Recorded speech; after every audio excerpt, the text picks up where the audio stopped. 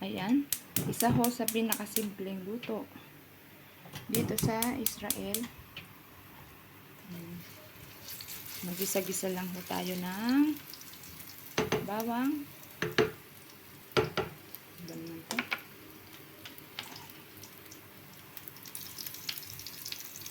Ilagay na ho natin yung sibuyas.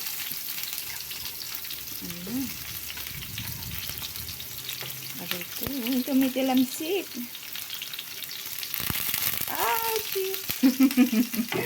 Takot na takot sa mantika eh. Pag medyo luto na ho yung sibuyas, lalagay na ho natin yung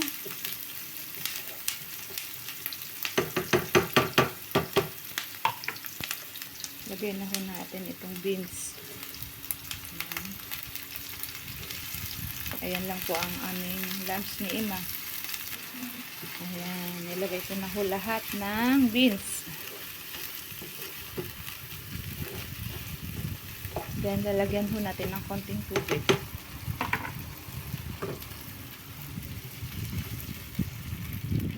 Ayan.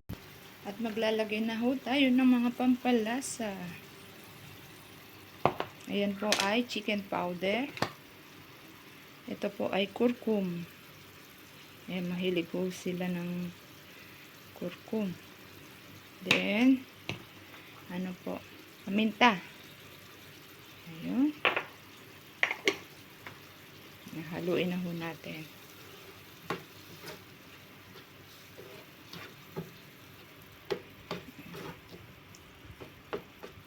Then, mamaya po, ilalagay ko ho itong 3 egg.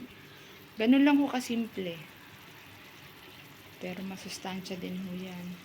Ayan, takpan ho muna natin para mabilis maluto yung bean. Ayan. Ay, mainit.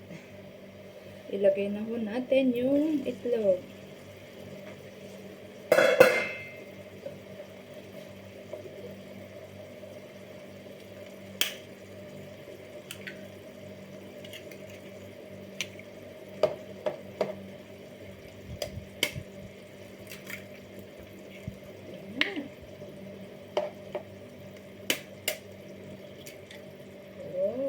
Buti na lang hindi nabasag ang egg yolk. Ayan.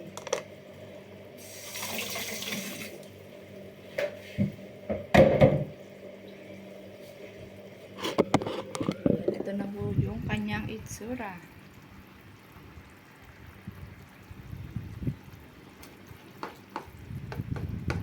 Parang shakshuka din ho yung style niya. Ganun lang din ho. Ayan. Para mabilis ulit maluto ang egg. Ayan. Tatakpan ko ulit po siya. Ayan, tingnan ho natin. Yun, luto na ho siya. Ayan. Ganyan ho. Luto na ho yan. Ganon lamang po kasimple. Ayan, anuhin na natin yung apoy. Ganyan lang ho kasimple, pero masustansya ho siya. Ayan, ang kapartner ho niyan ay tinapay. Pero ako po ay magkakanin. At may binigay ho si Ate Ronita. Ayan, Ate Ronita, ininit ko na. Tudaraba sa iyong binigay na pang-ulam. Ayan, ganyan ho ang luto. Diba po? Napakasimple. Yung color yellow po, yung kurkum, kung wala ho kayo nun, eh, siguro konting luya, pwede na.